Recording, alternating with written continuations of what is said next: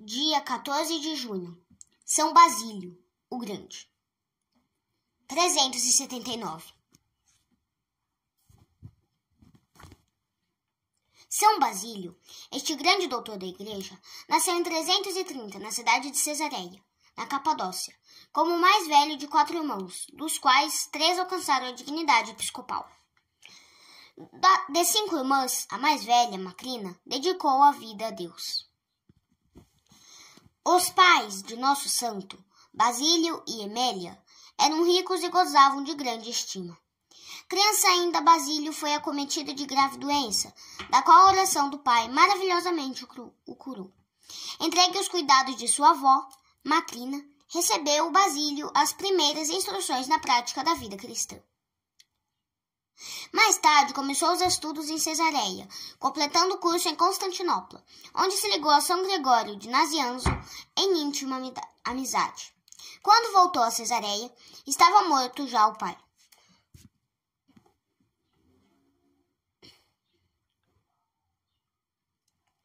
O exemplo e as palavras animadoras da irmã Macrina confirmaram-lhe o desejo de abandonar o mundo e levar uma vida de penitência e abnegação.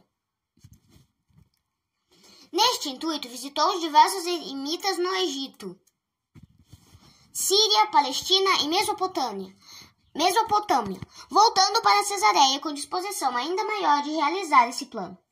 O bispo Diânio conferiu-lhe o leitorado. Diânio, embora fiel à religião católica, por umas declarações feitas nos concílios de Antioquia e Sardica, fez com que sua ortodoxia fosse posta em dúvida. Basílio, profundamente entristecido com esse fato, e para não se expor a perder a fé, com grande dor se separou do bispo, a quem dedicava grande amizade, e dirigiu-se para o porto, onde a Santa Mãe e uma irmã tinham fundado um convento para donzelas cristãs.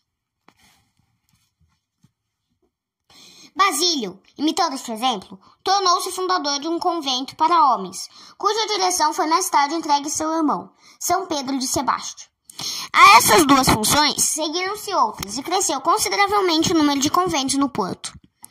Foi esta época em que Basílio escreveu obras belíssimas sobre a vida religiosa e fez a regra da vida monástica, que até hoje é observada pelos monges da Igreja Oriental. A vida de São Basílio era regida por uma austeridade que causava admiração a todos. Ele, fundador da ordem, era a regra viva, dando a todos os religiosos o exemplo de todas as virtudes monásticas. O bispo Diânio, estando gravemente enfermo, mandou chamar para perto de si o santo amigo. Sucedeu-lhe no bispado Eusébio, de quem recebeu Basílio o presbiteriato, como a ordem de pregar. Basílio continuou a vida austera, como se estivesse no meio dos confrades. Como, porém, a fama de santidade e sabedoria do santo servo de Deus começasse a incomodar e irritar ao bispo Eusébio, Basílio retirou-se para a solidão. Não podiam ficar despercebidos os sentimentos rancorosos de Eusébio, o qual, intimados pelas reclamações e ameaças do povo, tratou de reabilitar o suposto emulo. A insistente propaganda do arianismo, a calamidade pública provocada por uma grande carestia, a direção de diversos conventos de ambos os sexos, tornaram necessária e imprescindível a presença de Basílio em Cesareia. Os bispos que naquela ocasião prestou à população, quer como pregador, quer como confessor e esmoler, foram tantos que o próprio bispo, de desafeto que era, se lhe tornou um dedicado amigo e nada fazia sem antes se aconselhar com Basílio. Eusébio morreu em 370 e teve por sucessor Basílio, o qual, como arcebispo de Cesareia, veio a ser o mastro luminoso da Igreja Oriental. Cumpridor dos deveres episcopais, modelo exemplaríssimo em todas as virtudes, era Basílio um baluarte fortíssimo do catolicismo, contra os contínuos e rudes ataques da heresia ariana, cujos defensores mais ardentes e poderosos se achavam nas imediações do imperador Valente, o qual, por sua vez, era adepto fanático da seita. Valente não podia de bons olhos observar o desenvolvimento grandioso que a arquidiocese de Cesareia tomava sob a direção do santo pastor. Uma comissão imperial, chefiada pelo valente capitão Modesto, seguiu com ordens especiais para Cesareia, para pôr um paradeiro à atividade apostólica de Basílio. O êxito desta missão foi tão humilhante para os emissários que maior não podia ser.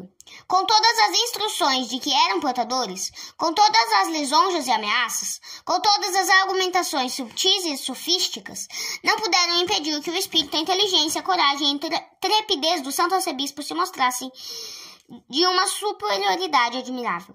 Em 3 audiências para as quais convidaram Basílio, este lhes respondeu com tanta mansidão, clareza e energia que, no relatório que apresentaram ao imperador, confessaram redondamente a derrota.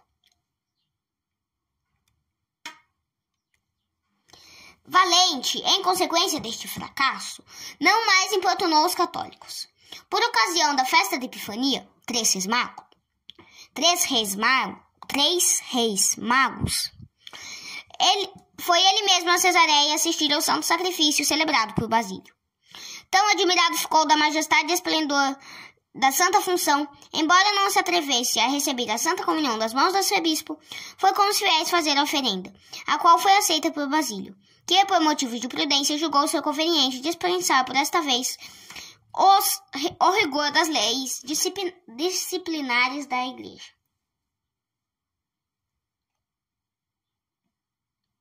Valente caiu em si e começou a tratar os católicos com mais clemência e tolerância.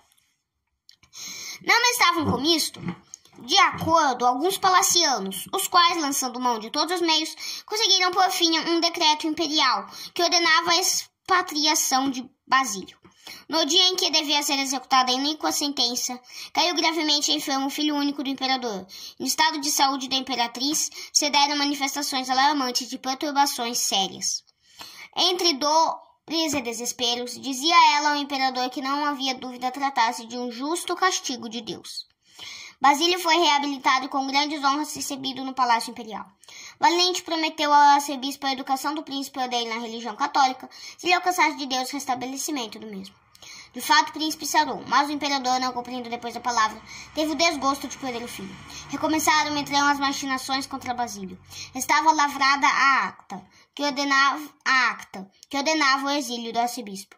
3 vezes o imperador se dispôs a dar-lhe a assinatura e 3 vezes quebrou-se a pena. Assustado com este fato, Valente tomou do papel e com a mão trêmula rasgou o documento. Nunca mais se abriu campanha contra o santo, nem tampouco os subalternos. Modesto fez as pazes com Basílio. Eusébio, um outro oficial, deu voz de prisão ao arcebispo, mas vendo a atitude ameaçadora e hostil do povo, que vinha em defesa do prelado, desistiu do plano, caiu de joelhos e pediu perdão ao santo. A tempestade seguiu a bonança. Basílio pôde com tranquilidade e paz dedicar-se aos trabalhos do apostolado. O ano de 379 trouxe-lhe a recompensa no céu. As últimas palavras que disse foram: Senhor, em vossas mãos restituo minha alma. Reflexões. São Basílio não hesitou em abandonar o próprio bispo, Diânio, quando este começou a travar relações com os hereges. No meio de maus, o perverso será mau e perverso igualmente. Quantos exemplos provam a verdade desta palavra do Espírito Santo? Referimos apenas 2.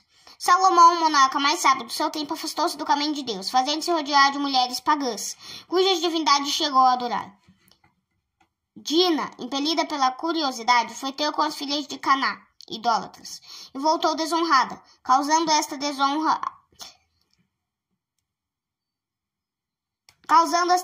à morte de muita gente. Que diz a experiência dos nossos dias? Não são muitos os católicos que perderam a fé devido às relações que tiveram com protestantes e ímpios? Quantas donzelas, quantos jovens choram amargamente a perda da inocência, resultado da liberdade que se permitiram com pessoas do outro sexo?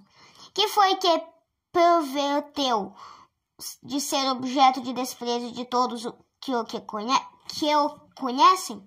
Unicamente a má companhia, que levou o esposo antes exemplar a atentar contra a santidade do matrimônio, senão a companhia de maus elementos? A vida e o exemplo de São Basílio ensinam-nos que devemos fugir, como da peste, da influência maligna de más companhias, um olhar indiscreto fez com que Davi, o homem segundo o coração de Deus, caísse em pecados gravíssimos, tornando-se adúltero e assassino. Somos nós mais santos que Davi, mais sábios que Salomão?